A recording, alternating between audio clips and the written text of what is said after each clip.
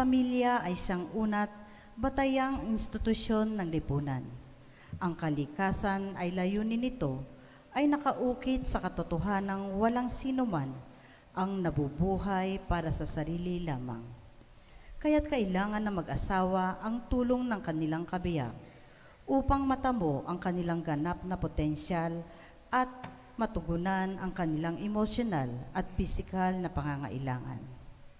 Subalit nakaukit man, alinman at aminin na ipunla na ang kasalanan sa maraming pamilya, ang mga binhi ng kasakiman at pagtataksil na nauwi sa mga napakasakit na pagkakawatak-watak ng pamilya. Si Jesus ay naparito upang ibalik ang lahat ng aspeto ng ating buhay sa kanilang orihinal na karangalan at nagpapaalala sa atin ngayon sa plano ng Diyos para sa pamilyang pantao at inaatasan niya ang lahat na panatilihin ito sa paraang ginawa ng Diyos. Panalangin nating mataimtim sa araw na ito ang lahat na mag-anak sa ating lipunan. Magsitayo na po ang lahat at atin na pong simulan ang banal na misa.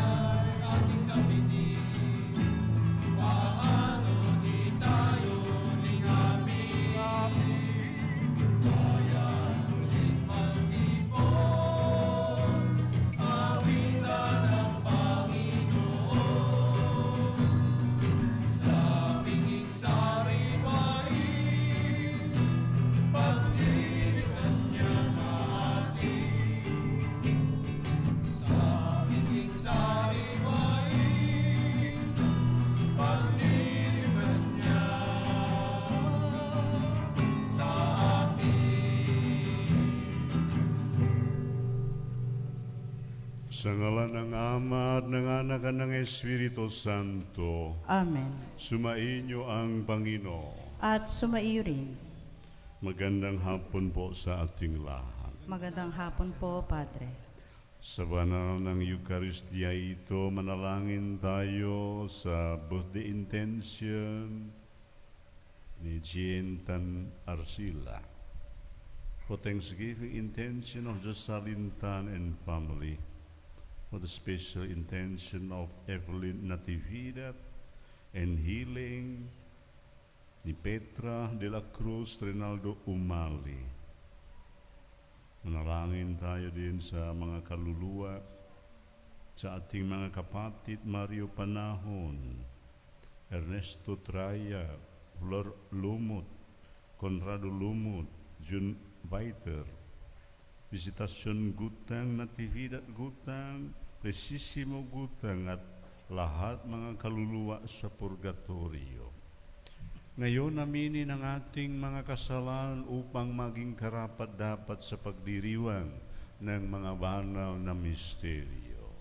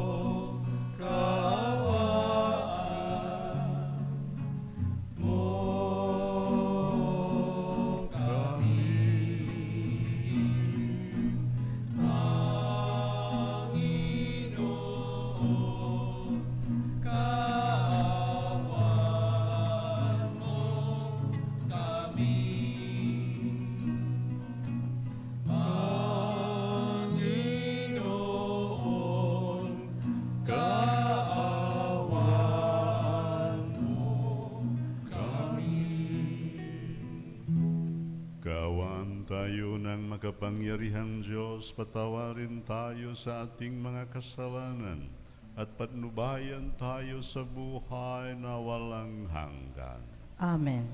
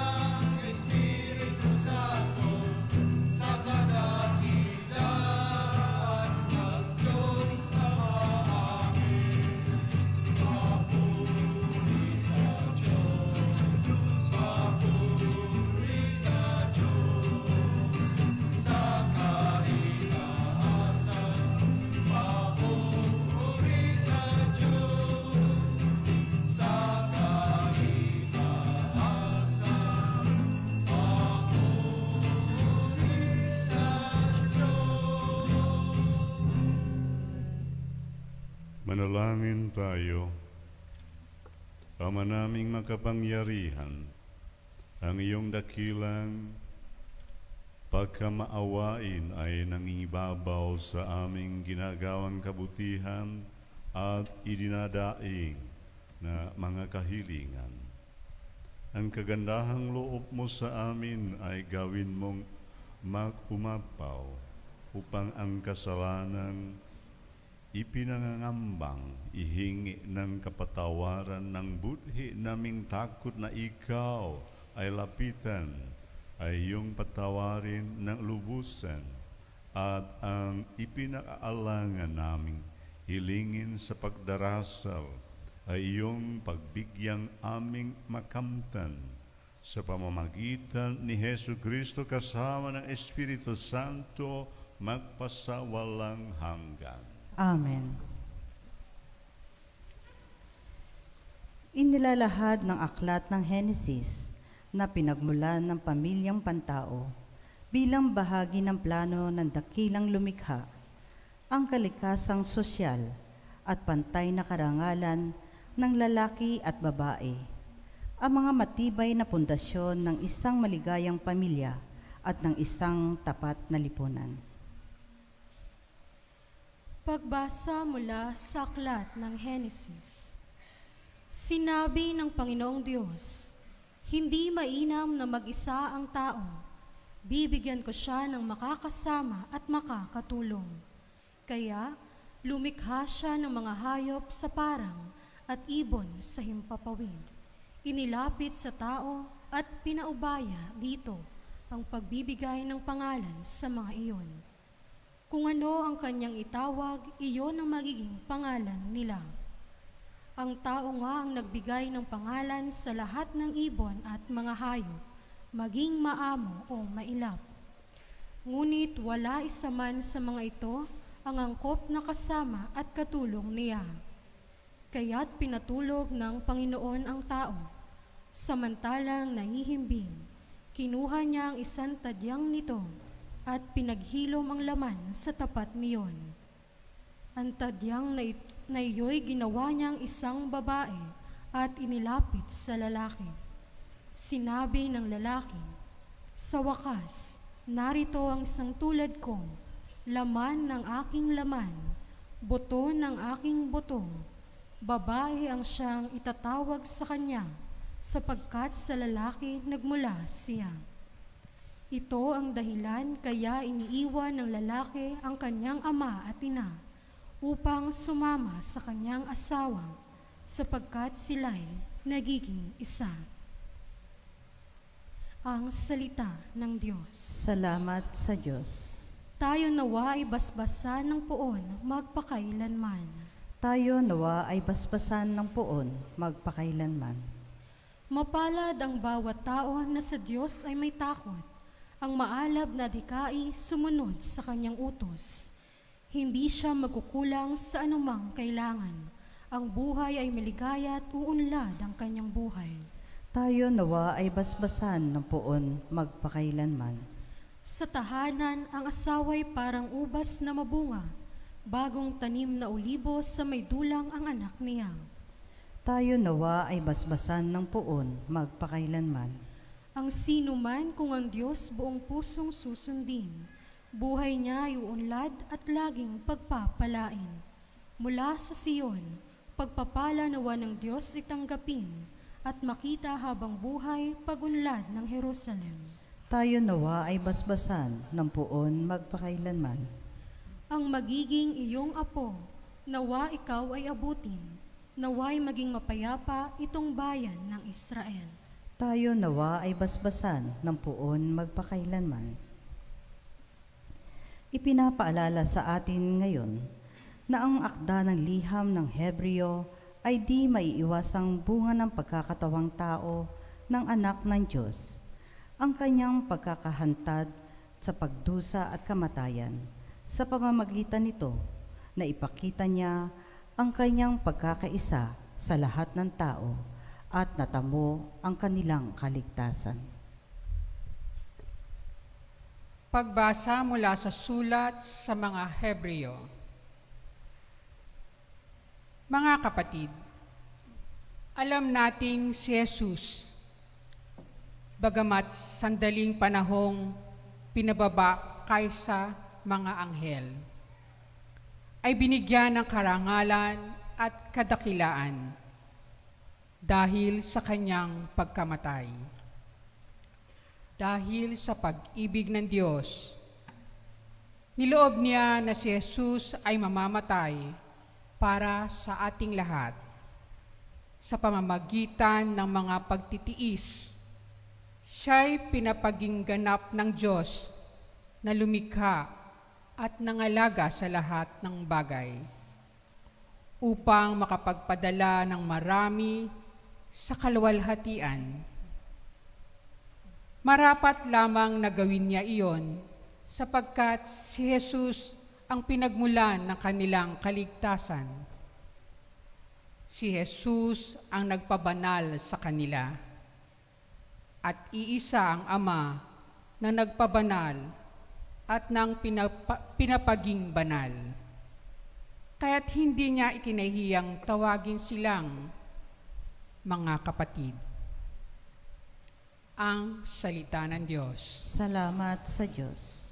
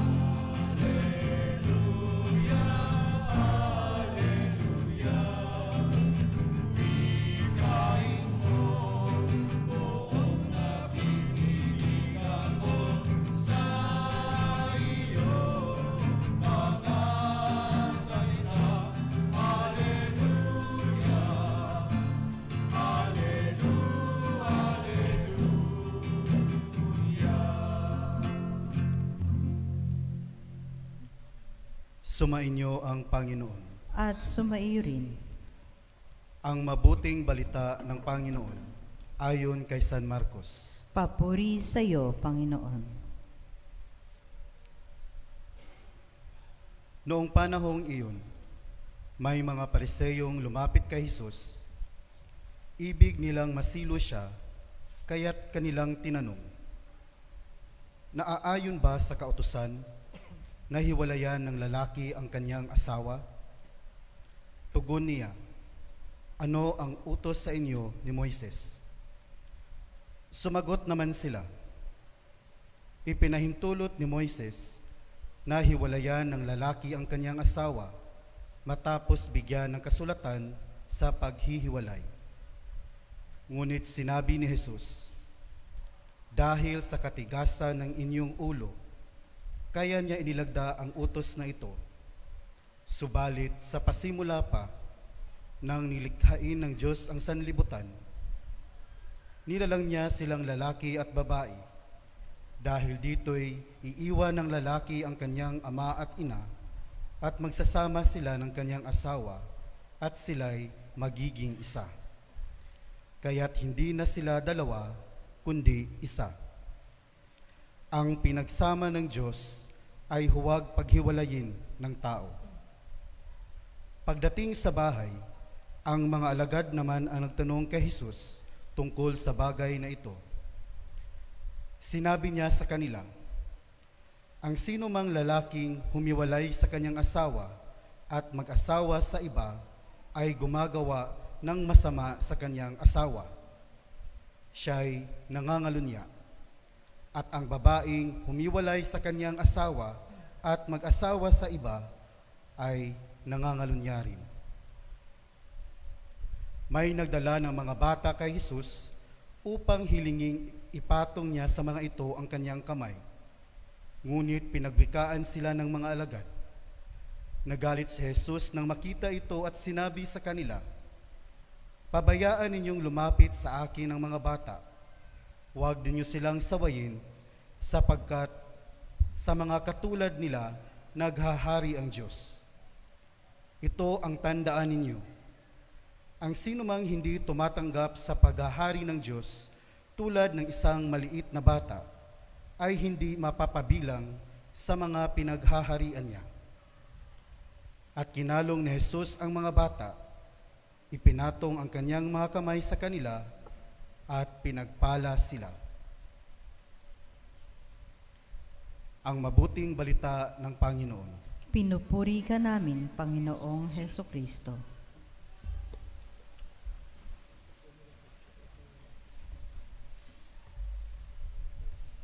Magandang hapon po sa ating lahat. Kamusta po kayo? Mabuti naman. Mga kapatid, ang mga pagbasa natin ngayon basically talks about the sacrament of marriage. At kapag kasal na ang pinag-uusapan, ang pinakamahalagang parte nito ay ang salitang iisa o pinag-isa o ang pagkakaisa. Marriage exists precisely because a union has occurred. Without a union, there would be no marriage. Union, naging isa, pinag-isa, iisa o pagkakaisa. Ano nga ba ang bigat nito? Gaano ba ito kahalaga bilang isang nagmamahal kay Kristo? Ang unang pagbasa at ang ebanghelyo natin ngayon ay nagpapahayag ukol sa pagkakaisa ng lahat ng bagay dito sa mundo. In particular, ang pagkakaisa bilang isang buong pamilya. The solidarity of the human family.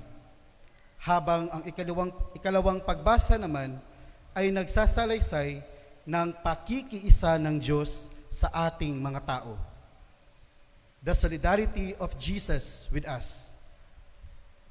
The bottom line here is that dahil ang Diyos ay nakiisa sa atin, tayo namang bilang mga taong hinulma at ginawa sa sarili niyang larawan, ay dapat din na tayo ay magkakaisa bilang isang pamilya, bilang isang komunidad, at higit sa lahat bilang isang Kristiyano.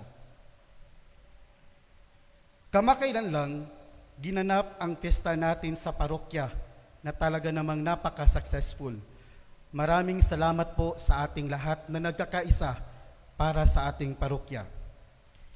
At ang tema ng piyesta natin this year ay sama-samang paglalakbay at pananalangin kasama si San Lorenzo Ruiz tungo sa pagkakaisa at kabanalan sa gitna ng pagkakaiba-iba. That word pagkakaisa is what strike me most nung ginawa namin ng tema na iyon. At sa totoo lang, I reflected on it. Naisip ko, bakit kailangan pa ng pagkakaisa? For how many years na magkasama kayo dito sa parokya? Kadilipat lang namin ni Father Lucas last April. For how many years na magkasama kayo dito sa parokya, wala pa rin bang pagkakaisa na nangyari sa kabila ng inyong pagkakaiba-iba? Nagnilay po talaga ako. At nakita ko, hindi yung problema kung bakit hanggang ngayon ay hindi pa rin lubos ang pagkakaisa, kundi yung kagustuhan ninyong magkaisa para sa parokya, kahit na minsan ang hirap gawin. That desire to be one is the most beautiful thing about the people of San Lorenzo Ruiz. Yan po ang nakita ko. Yung kahit ang hirap ng mag-serve at magpatuloy sa ministry dahil sa mga sakit ng pagkakaiba, ay hindi pa rin kayo bumitaw o hindi pa rin kayo tuluyang bumitaw. Ang hirap din at pagod sa pagtatrabaho sa parokya ay hindi naging hadlang upang kayo ay patuloy sa pagsiserve sa simbahan. Ang ganda lang po tingnan kayong lahat, lalo na po noong araw ng ating fiesta, na pagdating pala sa pananampalataya at pagmamahal sa Diyos, kaya ninyong magkaisa. And I said, the solidarity of San Lorenzo Ruiz Parish as its at its finest. Mga kapatid, sa ika-27 linggo sa karaniwang panahon, tayo dito sa parokya ni San Lorenzo Ruiz ay pinaalalahanan tayo na magpatuloy na i-work out ang ating pagkakaisa sa kabila ng ating mga kahinaan, sugat at pasakit na siyang dahilan ng ating pagkakaiba-iba or worse ay yaong pagkawatak-watak. Huwag nating hayaan na hindi tayo magkakaisa dahil alam po ninyo kung bakit. Kung ang pagkakaisa is the clear work of the Holy Spirit among us, ang pagkakawatak-watak naman ay siyang klarong gawa ni Satanas. If unity is the work of God, division is definitely the work of evil. Kaya huwag nating hayaan na ang demonyo ang siyang maghari sa ating parokya. And the same is true sa married life o sa isang pamilya. Pag may problema, sana hanapan ng solusyon ng magkasama.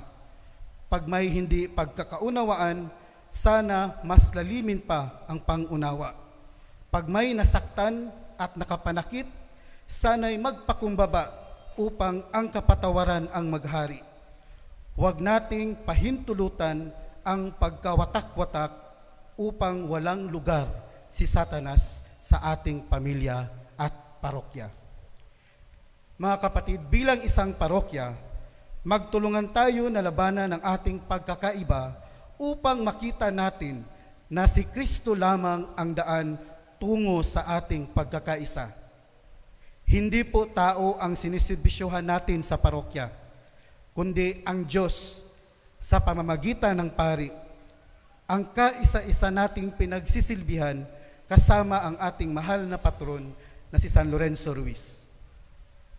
Dahil sa pamamagitan ng ating pagkakaisa, binibigyan po natin ng hustisya ang pakikipag-isa ni Kristo sa atin na humantong sa kanyang pagpako sa krus. Remember this, Jesus did not come to be crucified on the cross. Bumaba at pumunta siya dito sa mundo upang tayo ay kanyang maibalik at maging isa muli sa kanyang Ama, kahit na ang kapalit nito ay ang ipako siya sa krus. Sana lang po, bigyan natin ito ng hustisya sa pamamagitan ng ating pagkakaisa. Magkaisa tayong lahat dahil si Kristo ay kaisa natin habang buhay. Amen.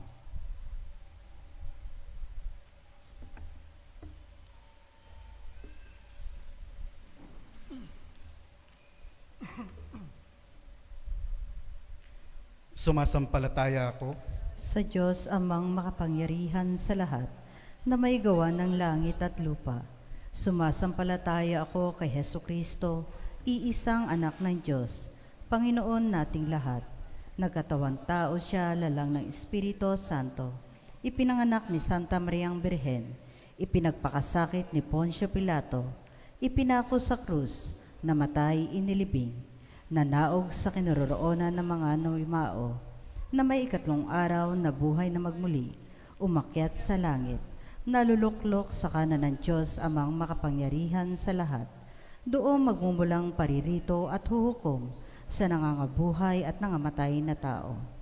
Sumasampalataya naman ako sa Diyos Espiritu Santo, sa banal na simbahang katolika, sa kasamahan ng mga banal, sa kapatawaran ng mga kasalanan, sa pagkabuhay na muli ng amatay na tao, at sa buhay na walang hanggan. Amen. Mga kapatid, batay sa mga aral ng mga pagbasa ngayon, napahalagahan ang kabanalan ng kasal at ang kahalagahan nito sa balak ng Diyos. Manalangin tayo ngayon para sa lahat ng pamilya sa buong daigdig. Panginoon, dinggin mo kami. Panginoon, dinggin mo kami. Naway ang simbahang katolika sa pamumuno ng Santo Papa at mga obispo ay magtagumpay na maitaguyod ang kaisahan at katatagan ng mga pamilya. Manalangin tayo. Panginoon, dinggin mo kami. Naway pahalagaan ng lahat ng Katoliko ang kabanalan ng kasal at ipagtanggol ito laban sa lahat ng pagbabatikos at pag-uusig. Manalangin tayo. Panginoon, dinggin mo kami. Naway ang mga mag-asawa ng dumaranas ng krisis sa kanilang samahan ay makatagpo ng lakas para mapagtagumpayan ang mga problema sa pamamagitan ng dasal at pagmamalasakit sa kanilang mga anak. Manalangin tayo. Panginoon, dinggin mo kami. Naway pahalagahan ng lahat ng guro ang bokasyon na kaloob sa kanila ng Diyos at magturo sila ng may pagmamahal. Manalangin tayo. Panginoon, dinggin mo kami. Naway may sa buhay natin ang ating pinaniniwalaan bilang mga Kristiyano at maihanay ang ating buhay ayon sa mga katotohanan ng ating pananampalataya. Manalangin tayo. Panginoon, dinggin mo kami. Naway may pagtaguyod nating lahat ang estilo sinodal sa ating pamumuhay sa pananagutan ng isa't isa upang mapalaganap ang kaisahan, diwa ng pakikisalamuha at pakikiisa sa misyon ng simbahan ng lahat ng mga pari, relihiyoso at laiko. Manalangin tayo. Panginoon, dinggin mo kami. Tahimik nating ipanalangin ang ating mga pansariling kahilingan at ang lahat ng mga kahilingan sa banal na misang ito. Manalangin tayo. Panginoon, dinggin mo kami.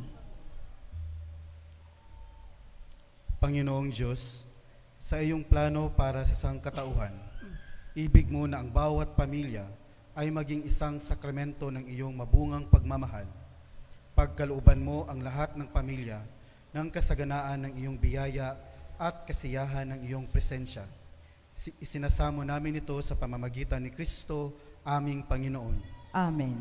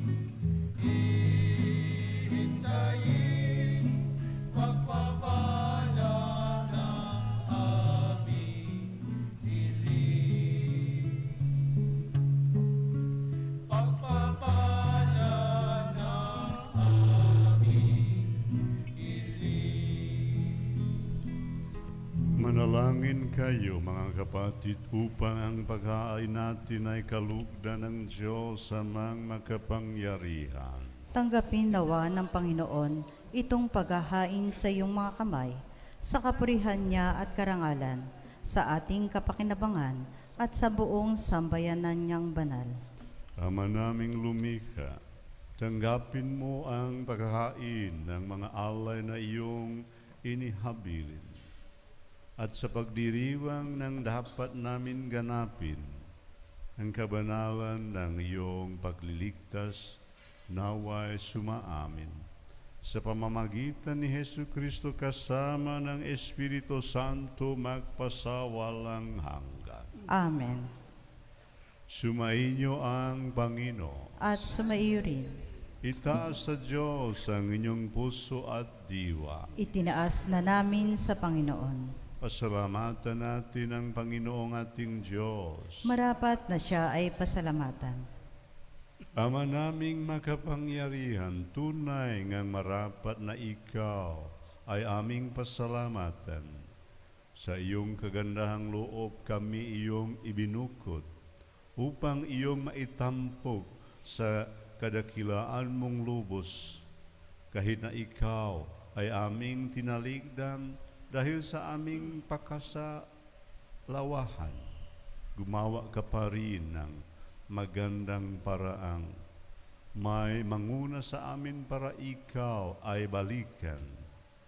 Kaya't ang iyong minamahal na anak ay naging isa sa mga taong hamak upang may kapwa kaming makapagligtas sa aming pagkapahamag at pakaligaw ng landas.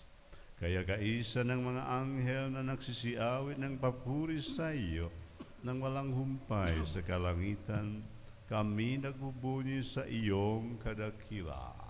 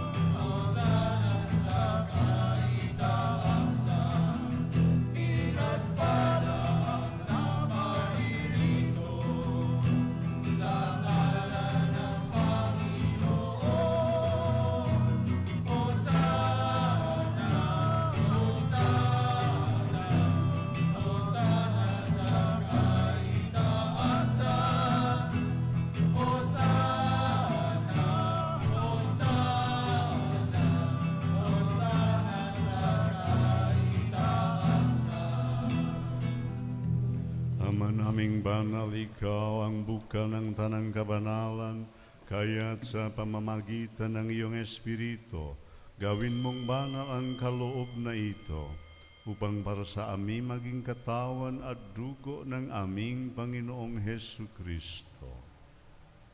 Bago niya pinagtiis ang kusang loob na maging handog, hinawagan niya ang tinapay, pinasalamatan kaniya, pinaghati-hati niya iyon, iniabot sa kanyang mga alagad at sinabi, "Tanggapin ninyong lahat ito at kanin.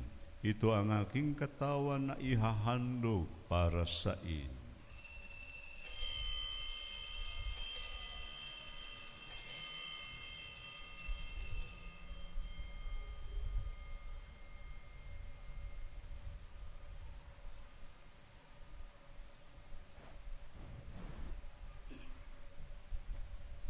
Gayun din naman, noong matapos ang hapunan, hinawagan niya ang kalis, muli kaniyang pinasalamatan, iniabot niya ang kalis sa kanyang mga alagad at sinabi, "Tanggapin ninyong lahat ito at inumin.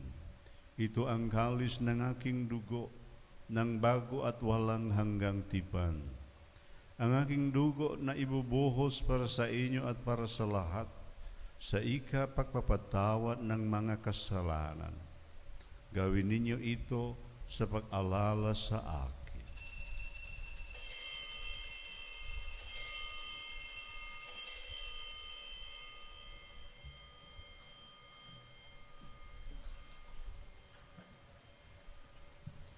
Ipagbunyi natin ang misteryo ng pananampalataya.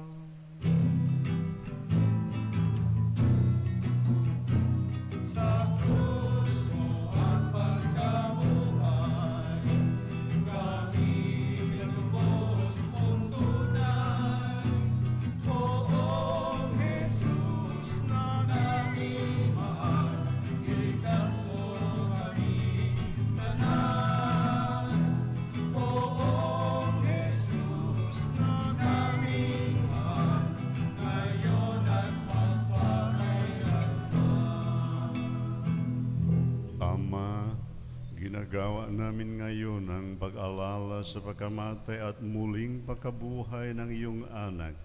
Kaya't iniaalay namin sa iyo ang tinapay na nagbibigay buhay at ang kalis na nakakaloob ng kaligtasan. Kami nagpapasalamat dahil kami iyong minarapat na tumayo sa harap mo para maglingkod sa iyo. Isinasamo namin kaming magsasalo-salo sa katawan at dugo ni Kristo ay mabuklod sa pagkakaisa sa pamamagitan ng Espiritu Santo.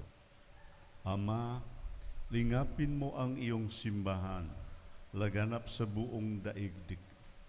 Puspusin mo kami sa pag-ibig kaysa ni Francisco na aming Santo Papa at ni Roberto na aming Obispo at ng Tanang Kaparian. Alalahanin mo rin ang mga kapatid naming nahimlay nang may pag-asang sila'y muling mabubuhay. Gayon din ang lahat ng mga pumanaw. Kaawaan mo sila at patuluyin sa iyong kaliwanagan. Kaawaan mo at pagindapatin kaming lahat na makasalo sa iyong buhay na walang wakas. Kaisa ng mahal na Birheng Maria na ina ng Diyos, kaisa ng mga apostol at ng lahat ng mga banal na namuhay dito sa daigdig ng kalugod-lugod sa iyo, na ipagdiwang nawa namin ang pagpupuri sa ikararangal mo sa pamamagitan ng iyong anak na aming Panginoong Hesu Kristo. Sa pamamagitan ni Kristo kasama niya at sa Kanya, ang lahat ng parangal at papuri ay sa iyo, Diyos amang makapangyarihan, kasama ng Espiritu Santo, magpasawalang hanggan.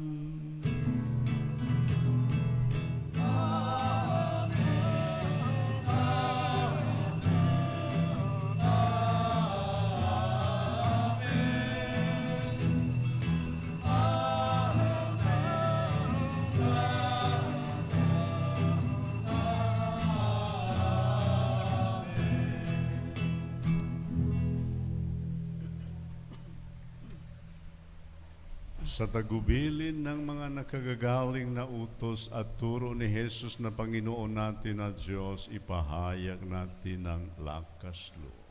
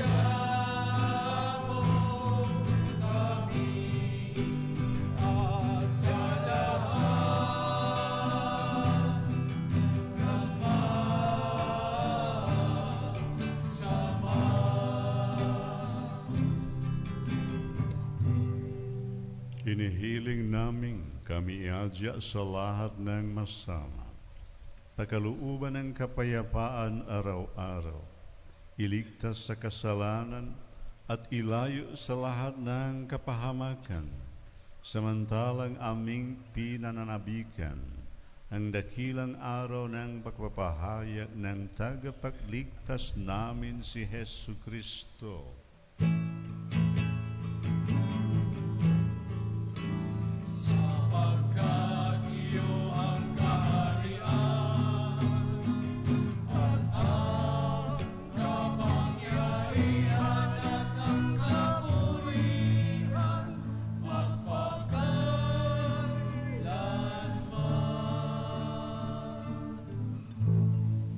Panginoong Hesu Kristo, sinabi mo sa iyong mga apostol, kapayapaan ang iniiwan ko sa inyo.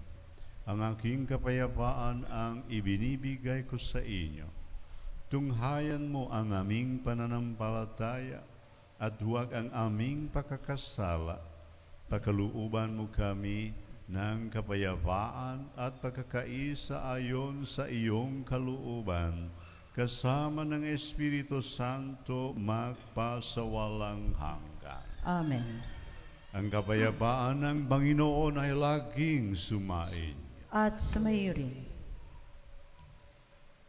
Bilang parokyang nagkakaisa, magbigayan tayo ng kapayapaan sa isa't isa.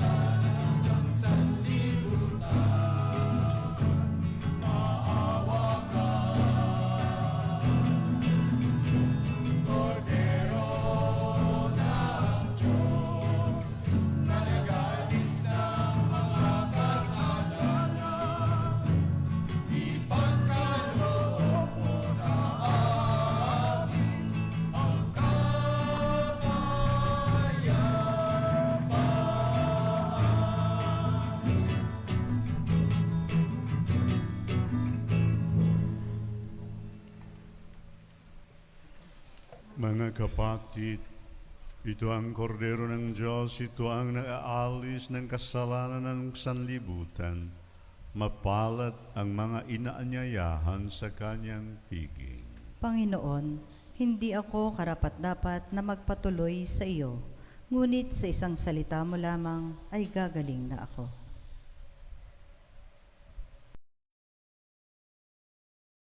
Espiritual na pakikinabang. O Jesus ko, naniniwala ako na ikaw ay tunay na naririyan sa banal na sakramento. Minamahal kita ng higit sa lahat at ninanais ko na ikaw ay tanggapin sa aking kaluluwa.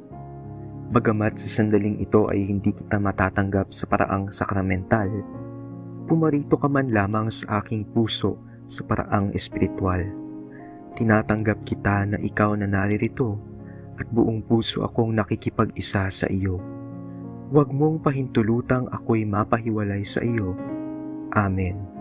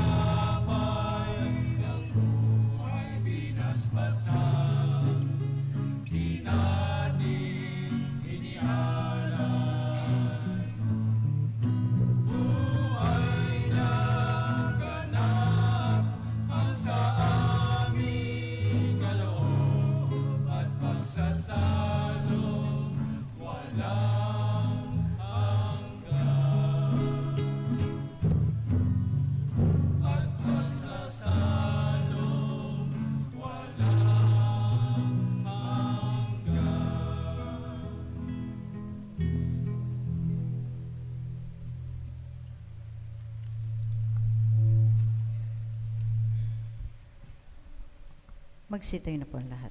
Manalangin tayo. Ama naming mapagmahal, ipakaloob mong sa pagsasalo namin sa pagkait inuming banal, kami ay maging katawan ni Kristo na aming pinakinabangan sa pamamagitan niya kasama ng Espiritu Santo magpasawalang hanggan. Amen. Magsiupo muna sumandali para sa mga ilang paalala. Una po, mayroon po tayong second collection para sa pagpapatayo ng Cristo Hari Faris at Shrine of Youth. Pangalawa, ang ministry ng altar servers ay magkakaroon ng fundraising sa pamamagitan ng pagbebenta ng dishwashing liquid sa labas ng simbahan. Ito po ay para sa kanilang pagpapatahi ng bagong supplies at kasak o sutana. Donation is always welcome. Panghuli, sa darating na October 13, ang misa natin sa hapon ay imbis na 5 p.m., gagawin pong 6 p.m. Ito ay para bigyan daan ang installation ng ating bagong kura paroko ni si Father Lucas Hadi Siswo Sasmito, SCJ, na pamumunuan ng ating Bishop ng Diocese ng Novaliches na si Most Reverend Roberto O. Gaa Diti. Maraming salamat po. Ngayon naman po ay tawagin natin si Kuya Peter Tamayo, Coordinator ng Finance Committee, para sa kanyang report tungkol sa katatapos lamang ng ating kapistahan.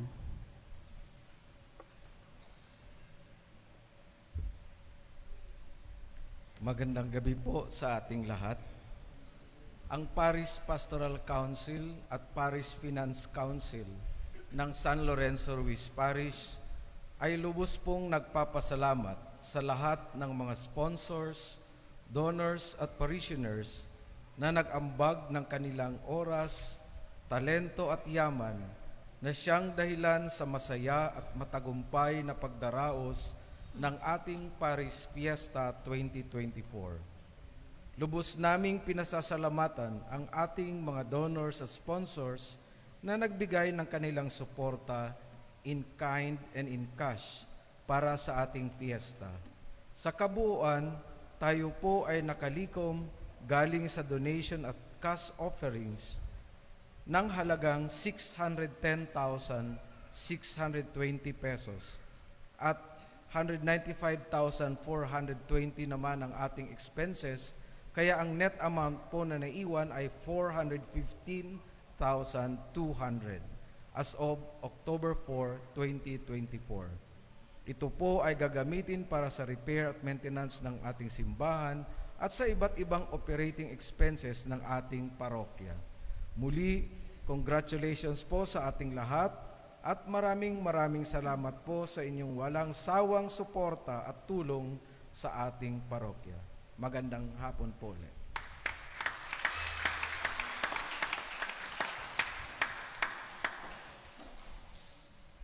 Mga kapatid, ulitin ko sa sunod ng linggo, October 13, ang misa sa linggo sa Sunday sa hapon ay alas 6. So, hindi alas 5. Okay? See you po. Sumainyo ang Panginoon. At sumaiyo rin.